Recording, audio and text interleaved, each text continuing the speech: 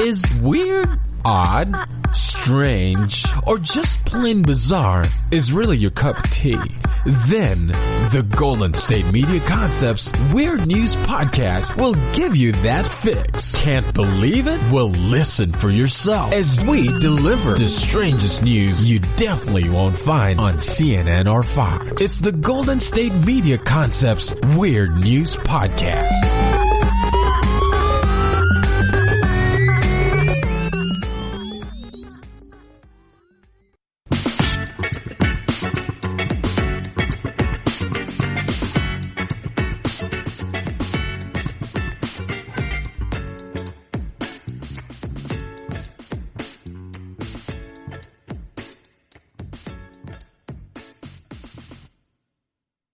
Thank you for tuning in to the GSMC Weird News Podcast, brought to you by the GSMC Podcast Network.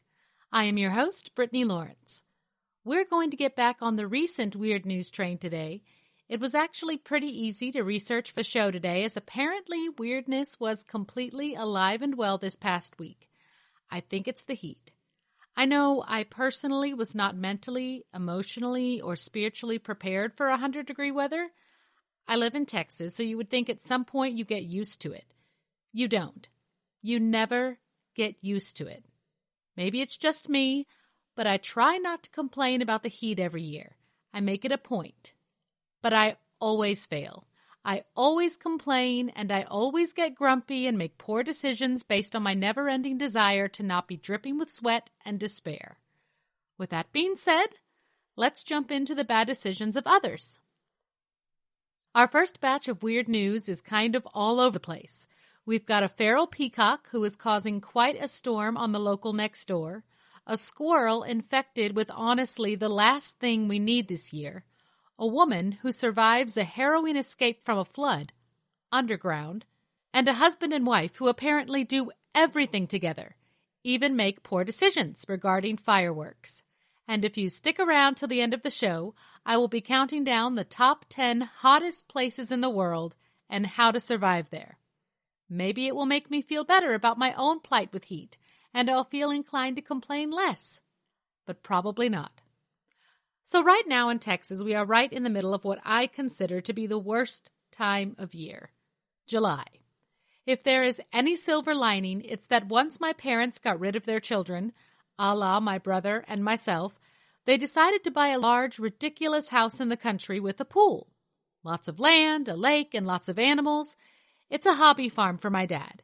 You know, like you have those animals that you could eat, but you've already named them Captain Snugglepuff, so that's not happening. But I'm getting off topic here. What I'm getting at is my parents got a cool house. Not for us, but for their grandkids, obviously. But I at least have access to a pool.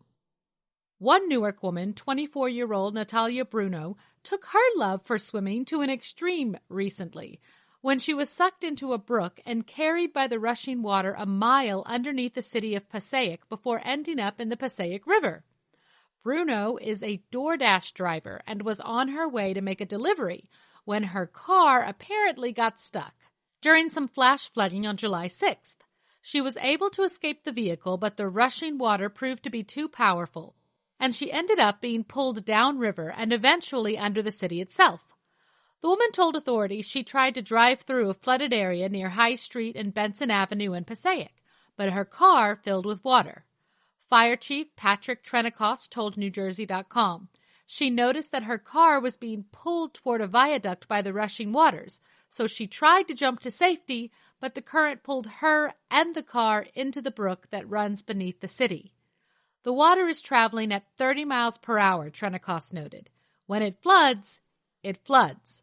According to reports, she was then shot out into the Passaic River and swam to shore in Rutherford, where a resident called emergency services. Amazingly, she survived the ordeal with only minor injuries, despite the mile-long trip underground. She was stunned, Rutherford Police Chief John Russo said. She was out of it, in shock. She really didn't know what happened to her. DoorDash confirmed that Bruno is a contractor. In a statement, DoorDash said it was offering Bruno financial assistance for any expenses incurred in what the company described as a frightening incident. WNBC reported, "At DoorDash, we take the safety of our community extremely seriously, and our thoughts and sincerest condolences are with the Dasher who endured this frightening event. We have reached out to offer our support during her recovery, and will be providing her with financial assistance as well as occupational accident insurance to cover expenses incurred." Speaking of things that happened in 2020 that aren't even surprising anymore, apparently a squirrel in Colorado has tested positive for the bubonic plague. Because of course it did. I remember when I was probably around 20 years old, I got really sick and ended up with this massive rash all over. I went to the doctor and was apparently told that I had scarlet fever. Did y'all even know you could actually get that? And it wasn't just something you died from on the Oregon Trail? Because I didn't, and it still amazes me. But yeah, bubonic plague is apparently still a thing too, and it just gives my husband one more reason to really, really hate squirrels. I don't get it. Squirrels are adorable and fluffy, and they eat food with their little tiny squirrel hands and make little tiny squeak sounds. But that doesn't really matter to him. He hates them. And now my dream of having a squirrel pet of my very own is even farther away than before. The squirrel tested positive on July 11th in the town of Morrison, making the first case of plague in the county this year, according to a news release from the Jefferson County Public Health Department. I thought this was interesting phrasing, as it said, marked the first case this year. Are we having plague cases every year? How did I not know the plague is literally just lurking around, hitting up random tiny adorable animals? CNN noted that the disease has been around for centuries and is responsible for the deadliest pandemic in human history. An estimated 50 million people in Europe died during the Black Death pandemic of the Middle Ages. Look, plague. We have our own pandemic right now. We're doing our own thing. We seriously don't have room for you. Jefferson County Public Health warns the public that it can infect both humans and animals if proper precautions are not taken. The disease can be transmitted from flea bites and infected animals. Luckily, modern antibiotics can prevent complications and you probably won't die if treated quickly enough. But for some reason, that's not super comforting, as it is still a major threat to both humans and animals. The disease can cause painful, swollen lymph nodes. Fever, chills, and coughing are also symptoms humans can experience. According to CNN on July 7th, Chinese authorities confirmed a case of the bubonic plague in Inner Mongolia. Local authorities in the town of Bayunur issued a citywide warning for plague prevention shortly after it was confirmed, which will remain in place for the rest of the year. I can't even imagine what that means. I mean, we're all still quarantined from the first pandemic. What are you going to tell them? Stay inside harder? The plague has recently made a comeback, and the World Health Organization has categorized it as a re-emerging disease. There are approximately 1,000 to 2,000 cases every year, but that is likely a modest figure as there are a number of unreported cases, according to the World Health Organization. The United States reports up to a few dozen cases every year, according to the Centers for Disease Control. 2 people died in Colorado from the plague in 2015. If left untreated, the bubonic plague can turn into the pneumonic plague, which can cause pneumonia after bacteria spreads to the lungs. Honestly, I'm just not doing anything anywhere for the foreseeable future. The world is just doing the absolute most right now, and I am not here for it. To be fair, the pandemonium of the world is making us all a bit stir-crazy. One husband and wife in Lindenwold, New Jersey, decided to set off some sparklers on their apartment balcony. Unfortunately, they got more than they bargained for when both of their clothes caught fire. The 41-year-old man and 43-year-old woman were both taken to a local hospital to be treated for burns to their bodies. Detective Christopher Scherer said, "The man suffered burns to his upper body and arm, and the woman was burned on her abdomen." Scherer said the woman told responding officers they were playing with a lit sparkler, and her husband's clothes caught fire. I felt for these people as I was reading this story. We let our kids, 3 and 5, play with sparklers July 4th weekend, and I spent the entirety of their playtime basically willing them not to set each other on fire. We succeeded. They are fine. There was no immediate report of the couple's condition, but Scherer said he did not believe their injuries were life-threatening. They were taken to Jefferson Stratford Hospital. The incident was reported at 10:04 p.m. Sunday in the 1800 block of Laurel Road. Firefighters arrived 2 minutes after the call. The police report said it was not immediately reported how the flames were extinguished. This part made me laugh, because I never would have thought about it, but now I can't help but think about all the various ways they could have put out and I set myself on fire with a sparkler fire. Did they spray them with a massive water hose? Did they throw a blanket over them? Did they have to just get them undressed and throw the clothes in a conveniently placed bucket of water? I don't know, but apparently now I need answers.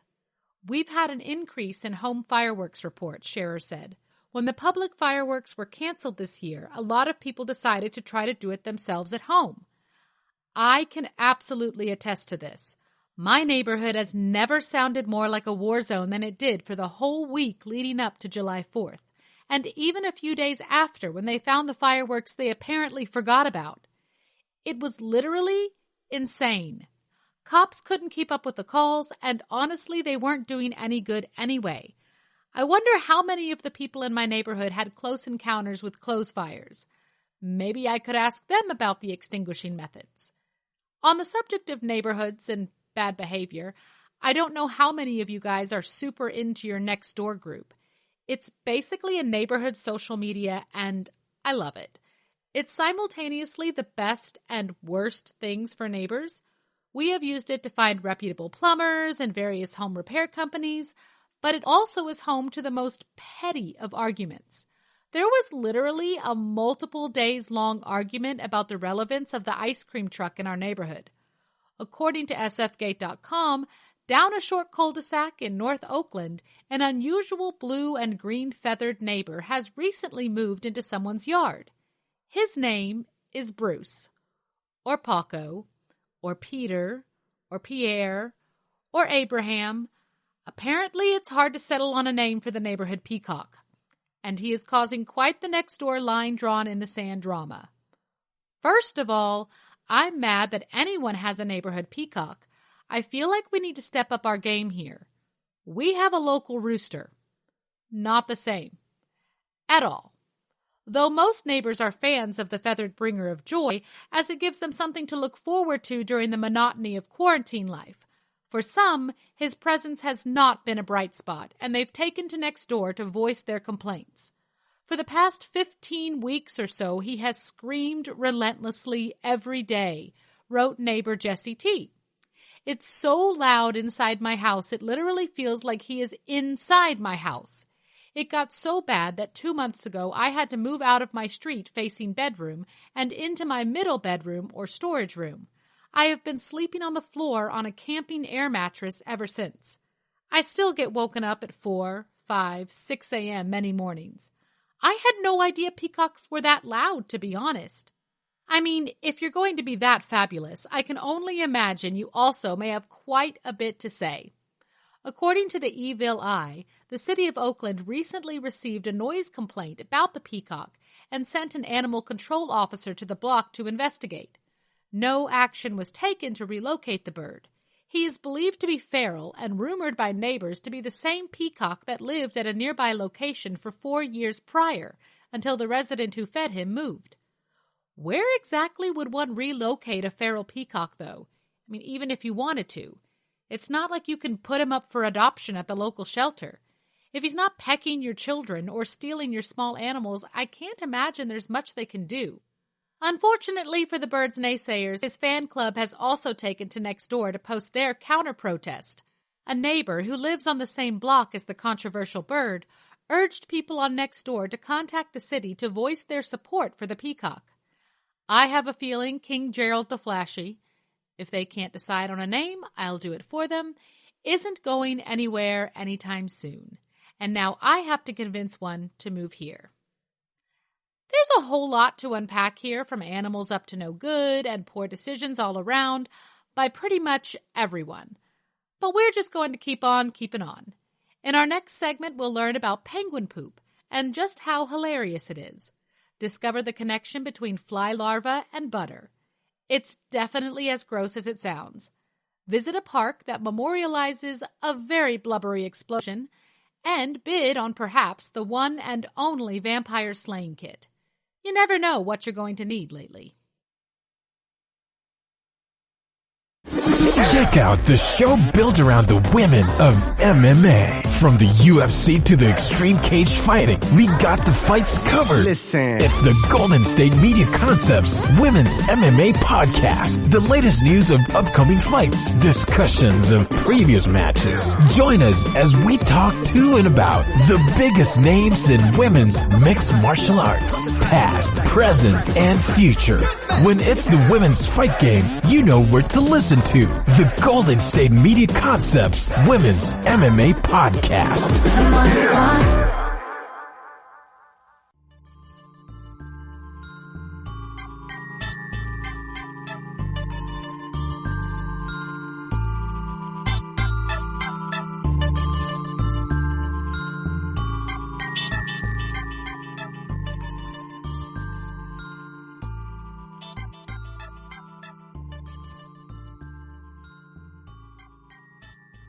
Welcome back. Before the break, we met a peacock who was just trying to live his best life, and a squirrel potentially trying to kill us all. We learned a bit more about human nature when a DoorDash driver figured out that in a fight-or-flight situation, she would rather swim. And couples that sparkler together set themselves on fire together. That last one is a bit weird, but if you have short-term memory issues, they survive. Stick around to the end of the show, and I will be counting down the top 10 hottest places in the world and just how people survive there. Spoiler alert, some places you can't. Moving on. I know I talk about them a lot, so you are probably already aware, but if this is your first time tuning into one of my podcasts, I'm actually a stay-at-home mom with 3 kids. I have birthed 3 beautiful children, and after the first one, where I had an epically bad reaction to the epidural, I decided never again, and had my next 2 unmedicated. I'm going to preface this story with, this is not a mom shame for medicated births. I do not wish actual birth pains on anyone.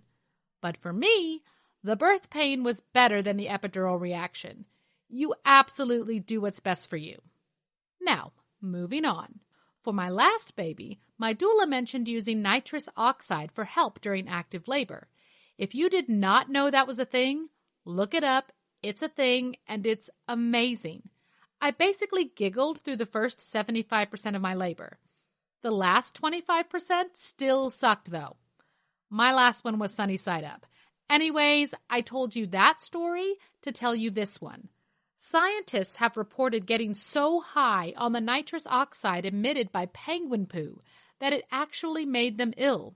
Now, this is a real thing. One of the main side effects some people can experience from the nitrous is nausea. I actually didn't get that, so that was nice. But yeah, back to penguin poop.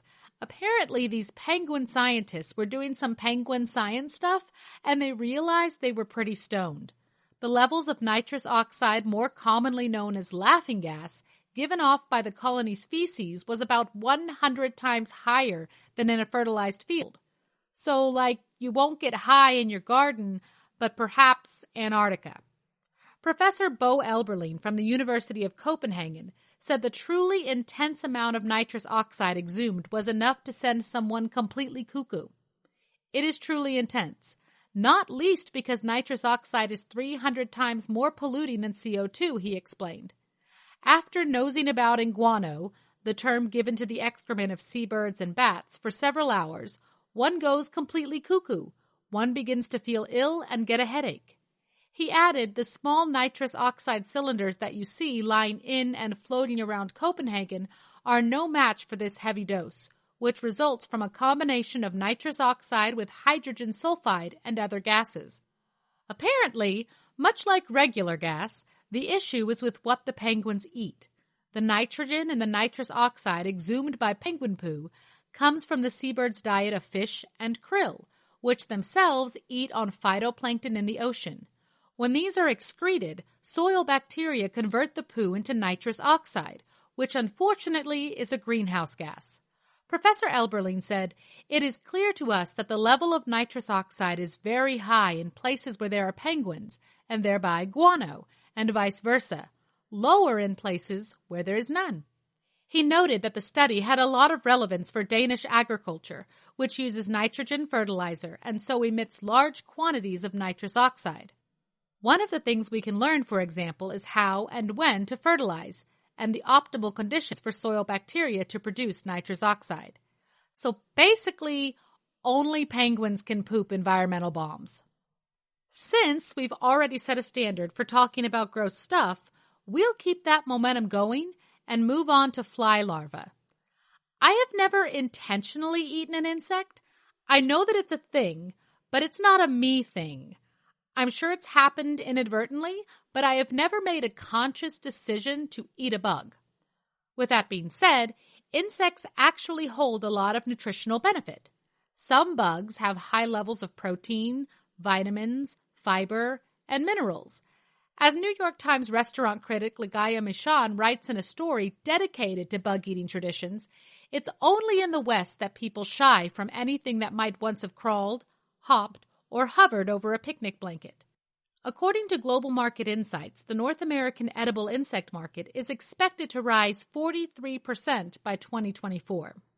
Despite the fact that it is ridiculously gross conceptually, scientists at Ghent University in Belgium are experimenting with larva fat to replace butter in waffles, cakes, and cookies, saying using grease from insects is more sustainable than dairy produce. Well, yes, more sustainable, but at what cost? Because gross. The researchers soak black soldier fly larvae in a bowl of water, put it in a blender to create a smooth, grayish liquid, and then use a kitchen centrifuge to separate out insect butter. The real question is, what even are scientists? I mean, there is never a time in my life where the idea of creating bug butter would be a thing.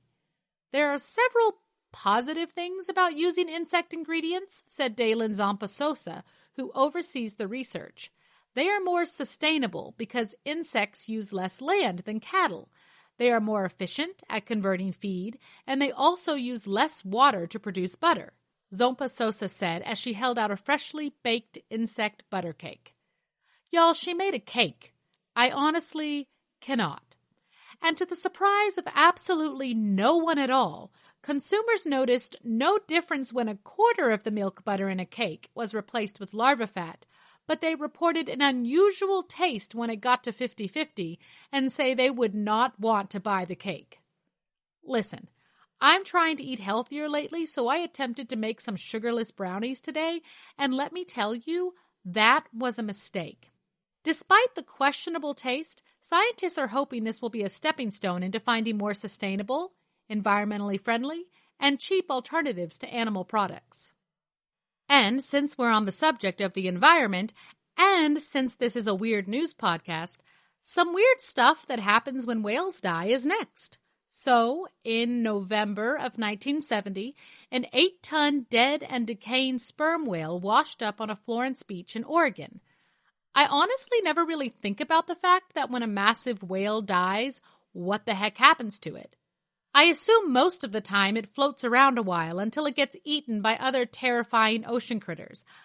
I know I've touched on this a lot in my podcast, but I still maintain that the ocean is absolutely terrifying, and I don't like to think about stuff like that too much. Regardless, if it dies closer to land and maybe doesn't get eaten in time, you could end up with a massive problem. 8 tons of blubber on a beach. Now, when this happened, it was too big to simply bury and posed a public health risk. According to the Oregon Historical Society, in addition to the stench and the possibility that the body would burst, local officials were concerned that people curious about the carcass might climb on it and fall in. I started getting concerned about people after reading this particular quote. Who is climbing on a dead whale carcass? Did that thing not smell absolutely disgusting? The bugs, the smell. Y'all, can we just make a commitment here that if you ever come around a whale carcass, let's not let your first instinct be to climb it? Thanks for coming to my TED Talk. So, to prevent carcass climbers and thinking it would be easier to dispose of the sea mammal if it was in smaller pieces, state officials decided to blow it up using dynamite, which sounds like just about as bad of an idea in theory as it was in actuality. It was super dumb. The humor of the situation suddenly gave way to a run for survival, KATU reporter Paul Lindman said in an on-the-scene news broadcast. Huge chunks of whale blubber fell everywhere. The Register Guard wrote of a 100-foot-high column of sand and whale, and that chunks of the animal flew in every direction, and spectators began to scream and run for cover when they glimpsed large pieces soaring directly overhead. Apparently, the flying bits of blubber were big enough to smash cars that were unfortunate enough to be parked too close to the disaster zone. Clearly, the residents of Florence have a sense of humor and pride about what's been dubbed a fateful day in 1970 that changed the world forever by theexplodingwhale.com, an entire website dedicated to the event. In a public poll, Exploding Whale Memorial Park won a landslide victory over more picturesque names like Dune View Park and Little Tree Park. The community also created a mascot for the Exploding Whale's 50th anniversary, an adorable, totally intact whale named Flo. Exploding Whale Park is now open to the public. It boasts bike racks, picnic tables, kayak access, and views of the Sulao Dunes. And in news of things that scare me significantly less than bottomless pit of the ocean floor, vampires. In Derbyshire, England, an antique brass-trimmed wooden box holds all the tools that one might require in order to slay a vampire, including a 19th century Bible, crucifixes, and a pistol. And it's for sale. The vampire slaying kit is estimated to be worth about $2,500 to $3,700, and they will begin taking bids on the artifact on July 21st. Lined with crimson silk, the inside of the lid is decorated with an oval enamel painting showing Christ's resurrection. Next to that painting is an ivory carving of a wolf wearing a hooded robe and carrying rosary beads. I suppose in the realm of monster fighting it all seems pretty legit.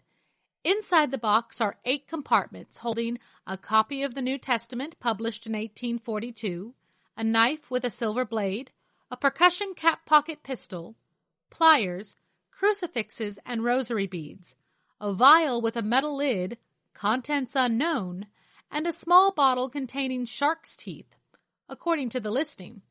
For people who believed in creatures that rose from the grave to drink blood, the task of killing a vampire was extremely serious, and historical accounts suggested the need for particular methods and tools. Charles Hanson, owner of Hanson Auctioneers, said in a statement, "Interestingly, alleged vampires were usually identified as such because people did not understand how infectious diseases spread, or because they misinterpreted a corpse's appearance during natural decomposition," Live Science previously reported. No one knows if this kit was actually used to hunt any would-be vampires. Its current owner purchased it 3 years ago at an antiques fair in Newark-on-Trent in Nottinghamshire, England, and knows very little of its history. The owner told the auction house, "I loved the look of the Gothic box, and when I opened it, I just had to have it. I thought it was so interesting, a great conversation piece. The kit is part of an online auction of antiques and collectibles offered by Hanson's Auctioneers, beginning on July 16th. Other items include 19th century silver tableware, trays and cups, compacts and snuff boxes, and jewelry such as brooches, lockets, and rings, though only the vampire box is described as an object of supernatural interest, according to the auction website. Things have stayed significantly weird so far. When we come back, we'll discover how amicably one country can accidentally invade another. Learn how one Arizona man has passed his time during quarantine with a household game. Figure out how one clickbait headline can actually give me nightmares, and discuss why a paper on toad vomit is being sold for $65,000.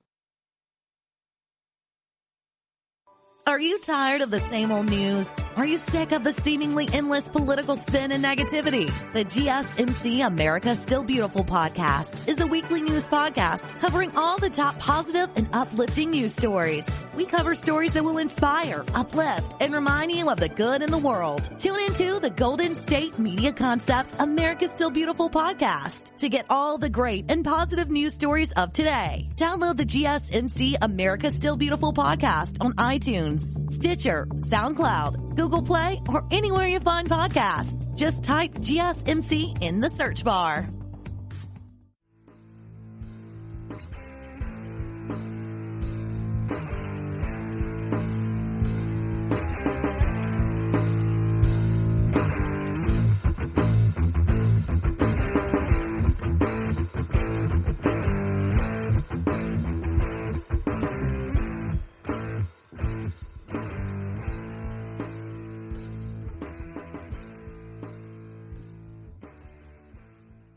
Hey guys, thanks for sticking around. In our last segment, we focused mostly on animals keeping it awkward with their larvae, poop, and blubber, though I did leave off with a nice vampire kit for a chaser, which should bring us nicely into our next segment. Right now, we are all completely super self-aware of our individual battles with pandemic hysteria. Sir Isaac Newton was no stranger to these issues. Newton, famous for developing the 3 laws of motion and advancing calculus, apparently had his own ideas for how to treat the plague, also called the Black Death. Toad vomit lozenges. Legitimately, one of the most renowned scientists in our history decided that toad lozenges and some crystals were the ticket to a clean bill of health. He recommended a number of gemstone amulets to fight against the plague, and gave detailed instructions on how to make the putrid toad vomit treatment, according to 2 unpublished pages handwritten by Newton that are now on the auction block. Newton describes in detail how to suspend a toad by its legs in a chimney for 3 days until it vomits up earth with various insects in it. This vomit must be caught on a dish of yellow wax, he added. This is all very specific and also brings me back to my previous questions about scientists' brains. Like, I get the whole lack of focus thing, more than most, but I seriously feel like sometimes these people are just opening a book and pointing at words. Okay, I got toad and chimney, let's do this. Moving on. After the toad dies, its body should be turned into powder, mixed with the vomit and a serum and made into lozenges and worn about the affected area. This treatment would drive away the contagion and draw out the poison, Newton wrote. To be honest, I'm not above toad vomit right now, if it means I can breathe the same air as other human beings again. According to Newton, the toad treatment was best, but if someone was in a pinch, then amulets made out of the gemstones hyacinth, sapphire, or amber could also serve as antidotes. Unfortunately, Newton and his contemporaries didn't know that the plague doesn't respond to toad vomit or gems.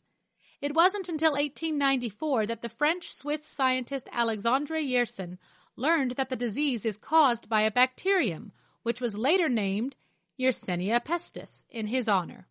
Newton likely wrote these notes on the plague shortly after returning to the University of Cambridge in England in 1667, according to Bonham's, the auction house selling off the documents.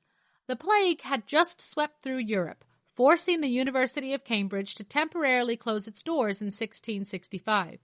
During that time, Newton quarantined at Woolsthorpe by Colsterworth, a hamlet in Lincolnshire, England, where he investigated the laws of gravity and motion. His writings on plague theory didn't quite catch on, though. Putting the manuscript up for sale during the plight of the coronavirus was a pretty good idea.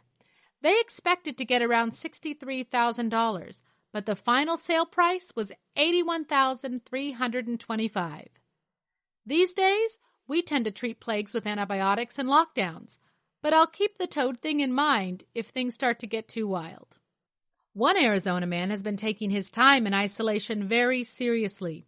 Pima resident Ty Star Valiante, a man described by Guinness World Records as a master Jenga stacker, has managed to pile a whopping 485 blocks on top of just one of the game's pieces, breaking his own record set last year. The impressive structure, which is shaped like an inverted pyramid, was built in 2 hours by Valiante. The tower stood for almost 9 minutes before I got my son to come in and knock it down, Valiante said in a YouTube video demonstrating its construction from start to finish. According to the Guinness Book of World Records, Valiante built a similar tower last year with 353 blocks to claim the record for most Jenga blocks stacked on one vertical Jenga piece. The most incredible part of the tower is that as Ty builds, he expands it outwards from the single Jenga block, giving it a physics-defying appearance, it said in a statement. Surprisingly, the center remains hollow, where the first standing Jenga block is placed. Jenga is already nerve-wracking enough as it is. Trying to pull one block from a carefully constructed tower, I can't imagine stacking multiple pieces on top of a single standing vertical block. Ty's steady hands proved to be excellent for the task in 2019, initially breaking this record with 353 bricks. This year, he managed to conquer it again with a total of 485. For each attempt, Ty used several packs of Jenga blocks and stacked them in a very calculated and precise format. When I was researching this particular feat, I also found a video of a guy who stacked 55 dog treats on his dog's nose, which for me was pretty much equally as impressive. There's also a video floating around of a woman who managed to remove 7 blocks from a Jenga tower with a whip. I would say that quarantine does weird stuff to all of us, but apparently the whip thing was done in 2016, so she was ahead of her time in the too much time on your hands game. In one last random bit of Jenga trivia for you, Guinness World Records reports the fastest time to build a stable Jenga tower, 30 levels high within the rules of the game, is 4 minutes, 4 seconds, set by Dan Mogan and Anastasia Carpenzano, both from the U.S., at the Tower Bridge exhibition in London on April 1st, 2005. The only thing I have managed to do during my time in quarantine is develop a very precise rating system for my pajamas. I have stay-in-the-house pajamas and fancy pajamas, just in case anyone happens to see through my window at grocery pickup. So there's that bit of information that you never asked for. You're welcome. Also, as far as more things that people didn't ask for goes, invasion is usually one of those things, and it is also usually considered an act of war on a grand scale. In an interesting turn of events, the Polish military has admitted it accidentally invaded the Czech Republic last month, but it insists its brief occupation of a small part of the country was simply a misunderstanding. Polish soldiers mistakenly crossed the country's border with Czech Republic in late May before setting up there, the Czech Foreign Ministry told CNN. I used to work at this restaurant that was basically on the line between Dallas and Addison. At the time, smoking in a restaurant was legal in Addison but not Dallas, so to keep a smoking section, the restaurant just chose the Addison address. I mean, that's basically the same thing. Now, the soldiers who had been guarding parts of the closed Polish-Czech border during the coronavirus pandemic then started turning away Czech citizens who were attempting to visit a church in their own country. The confusion this whole scenario is creating is ridiculously hilarious to me.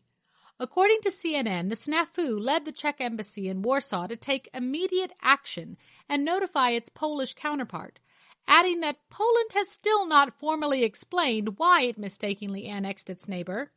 Our Polish counterparts unofficially assured us that this incident was merely a misunderstanding caused by the Polish military with no hostile intention. However, we are still expecting a formal statement, a foreign ministry spokesperson told CNN. Basically, kind of like when my daughter broke my son's dinosaur bone, a stick he found, on accident, but he was absolutely devastated. I mean, you still have to apologize. It's just good manners. The Polish soldiers are no longer present, and our citizens can again visit the site freely, the spokesperson added. We are still waiting for the former Polish statement, they repeated when asked how long Polish troops were in the country. Seems like things could maybe get a little petty pretty soon. Poland's Ministry of Defense also acknowledged the brief occupation on Friday. The placement of the border post was a result of misunderstanding, not a deliberate act. It was corrected immediately and the case was resolved. Also by the Czech side, it told CNN in a statement. Despite this being an accidental invasion, historically that hasn't always been the case. Poland was involved in a handful of more serious border conflicts with the former Czechoslovakia during the 20th century. The two countries fought a 7-day war over territory in the Silesia region in 1919, and Poland annexed a region around the city of Bohumen in 1938. Hopefully a statement will be made, a formal apology given, and everyone can move on. Though I do enjoy the narrative of the accidental war. Our last story today literally is on here because I read the headline and nearly had a panic attack. So my main reason for being afraid of the ocean despite its vast hellish openness is the fact that sharks exist. This particular headline read, "Scientists discover 4 new sharks that walk on land." And that is literally pure nightmare fodder for me. Fortunately, the roughly 3 feet long creatures in the genus Hemicillium are a threat only if you're a sea snail. Tiny sharks, y'all. Small walking sharks. Still sharks, but slightly less terrifying. At less than a meter long on average, walking sharks present no threat to people, but their ability to withstand low oxygen environments and walk on their fins gives them a remarkable edge over their prey of small crustaceans and mollusks, the study's lead author, Dr. Christine Dudgeon from the University of Queensland, said in a statement.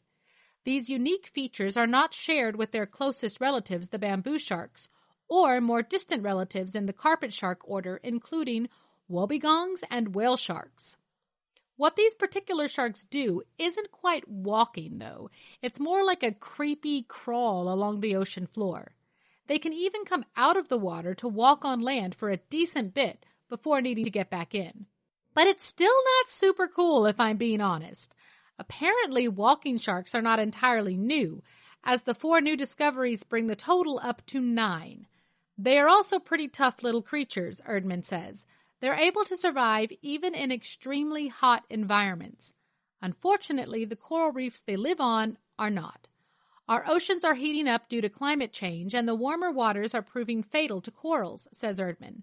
Together with the corals, many species that the walking sharks feed on are dying. Fortunately, many of the walking sharks are already at least partly protected by regional marine protected areas where human activity is restricted, preventing overfishing and keeping the waters healthy, he says. The researchers plan to continue their studies. Erdman says there is plenty to learn about the resilience of the sharks in the face of changing environmental factors. Anytime you have an animal or plant that can survive in these extreme conditions, there is typically something unique about their genes, a special sauce. Exploring the genetic basis behind these unique traits in walking sharks could give us invaluable knowledge as we try to adapt to the impacts of climate change, he says. Now, my issue with this whole thing is what exactly is stopping these little guys from teaching the big guys how to do the same thing? Yeah, still nightmares. On that note, when we come back from break, we're going to talk about some actual hellish places in regards to extreme heat. I'm going to count down the top 10 hottest places in the world where people actually survive, if they do at all. The GSMC Life and Happiness podcast takes you on a journey of exploration. We'll discuss tried and true methods alongside the latest trends of how to best live your life to its fullest and happiest. From psychology to meditation, science to self-help books, the GSMC Life and Happiness podcast will help you to discover what makes you happy and how you can live life being the best you possible. Download the GSMC Life and Happiness podcast on iTunes, Stitcher, SoundCloud, Google Play, or anywhere you find podcasts. Just type GSMC in the search bar.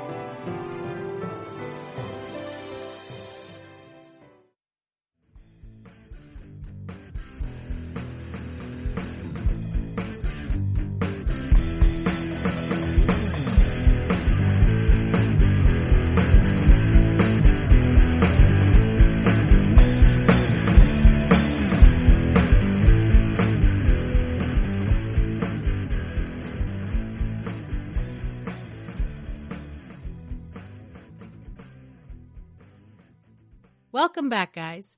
Before break, we talked about some more insane animals, from possible plague-curing toads to walking sharks, and touched on accidental country invasions, which is totally apparently a thing you can do in Europe, and also met a man who stacks Jenga pieces really high for the heck of it. To bring it all together, we're going to close out today with the top 10 hottest places in the world. I feel like that's here, in Texas, in July, but apparently I am wrong. Some people have it so much worse, though that absolutely will not stop me from complaining. Number 10, Bandar-e-Mashahar, Iran. This sweltering city hit the second highest heat index on record. The heat index combines air temperature and relative humidity. Bandar-e-Mashahar registered a heat index of 165.2 degrees Fahrenheit in July 2015. Though there are no official records on heat indexes, Bandar's 165 degrees Fahrenheit registers as the second highest ever recorded. 178 degrees Fahrenheit in Dhahran, Saudi Arabia on July 8, 2003 is the highest ever recorded, when there was an air temperature of 108 degrees Fahrenheit and a dew point temperature of 95 degrees Fahrenheit. The hottest recorded temperature here is 123.8 degrees. Number 9. Ghadames, Libya. This oasis in the middle of the desert is now a UNESCO World Heritage Site, thanks to its iconic huts made from mud, which help protect the 7,000 inhabitants from the intense heat. Known as the Pearl of the Desert, it is one of the oldest pre-Saharan cities and an outstanding example of a traditional settlement. Its domestic architecture is characterized by a vertical division of functions: the ground floor used to store supplies, then another floor for the family, overhanging covered alleys that create what is almost an underground network of passageways. It reaches average highs of 131 degrees. Number 8. Kabylie, Tunisia. This desert town is known for its quality dates, which obviously don't mind the average temperature highs of upwards of 104 degrees during the summer. In Kabylie, the summers are sweltering, arid, and clear, and the winters are cold, dry, and mostly clear. Over the course of the year, the temperatures typically varies from 43 degrees Fahrenheit to 101 degrees Fahrenheit, and is rarely below 38 degrees, or above 109. The highest temperature on record is a whopping 131 degrees. Number 7. Timbuktu, Mali. This city on the south edge of the Sahara is even hot in the winter, reaching average highs of 86 degrees in January. The hottest temperature ever recorded was 120.2 degrees. Even the winter is hot. These winter months are characterized by a dry, dusty trade wind blowing from the Saharan Tibesti region, southward to the Gulf of Guinea, picking up dust particles on their way. These winds limit visibility in what has been dubbed the Harmattan haze. I actually got married outside in January. We rented heaters just in case. It was January 31st and ended up being nearly 80 degrees. We didn't use the heaters. Number 6. Tirat Zvi, Israel. Tirat Zvi sits 220 meters below sea level. The small settlement boasts the hottest temperature on record in Asia. In June 1942, it hit 129 degrees. The record has since been questioned by Christopher C. Burt, one of the investigators into the now disqualified Azazaya world record, who claims that the thermograph reading was incorrectly read and should have been 127.4 degrees. But even on an off year, it hits average highs of 98.6. Number 5. Dasht-e-Lut, Iran. It is the world's 25th largest desert and was included on UNESCO's World Heritage List on July 17, 2016. This desert plateau has the hottest ground temperatures on the planet. Satellite measurements taken between 2003 and 2009 found a maximum temperature of a staggering 159.26 degrees. Needless to say, the region is uninhabited. Number 4. Wadi Halfa, Sudan. Wadi Halfa experiences long, hot summers and short, warm winters. During the year, there is virtually no rainfall in Wadi Halfa, a sweltering city located on the shores of Lake Nubia in Sudan. June is the hottest month, with average temperature highs of 41 degrees. The hottest temperature ever recorded there was 127.4 degrees in April 1967. Number 3, Dalal, Ethiopia. This hydrothermal field with salt formations, acidic hot springs, and gas geysers had an average daily maximum temperature of 105.8 degrees, recorded from 1960 to 1966. These soaring numbers mean it has the highest average temperature of any inhabited place on Earth. Another thing that makes Dalal so hot, its high humidity around 60% and the noxious fumes that rise out of its Hades-looking sulfur pools notwithstanding, is the fact that it doesn't cool off at night. Number 2, Azazia, Libya. Azazia has a hot, semi-arid climate. The former capital of the Jafara district, 25 miles south of Tripoli, used to claim the title of hottest place on Earth. In 1922, the temperature was recorded as a sweltering 136.4 degrees. However, it was stripped of its title in 2012 when meteorologists declared this invalid due to a number of factors, including the fact that the person who recorded it was inexperienced. However, the town still regularly experiences temperatures of over 118 degrees in midsummer. And number 1, Death Valley, California, USA. This currently holds the record for hottest air temperature ever recorded. The desert valley reached highs of 134.06 degrees in the summer of 1913, which would apparently push the limits of human survival. Average temperatures today reach 116.6 degrees during summer, and it's the driest place in the States. The valley, nearly 300 feet below sea level, is often dry as it's on the leeward side of the mountain ranges. The clear, dry air, along with little vegetation, allow the desert to heat efficiently. Y'all, that hurt my soul just talking about it. I can't stand being hot. I can't imagine 116 degrees. It seems literally made up. The fact that it isn't, and that it is actually a real thing and a real place that real people live, is mind-blowing. Apparently, Texas reached a high temp of 120 in 1994, though, so I still have a decent amount to complain about. Well, that's it, guys. Thank you for listening to the GSMC Weird News Podcast, brought to you by the GSMC Podcast Network. I would like to ask that you please remember to subscribe to the show and write a nice review. That really helps us. Also, if you can please follow us on Facebook, Twitter, and Instagram. Thank you, and have a good night. Be good to each other.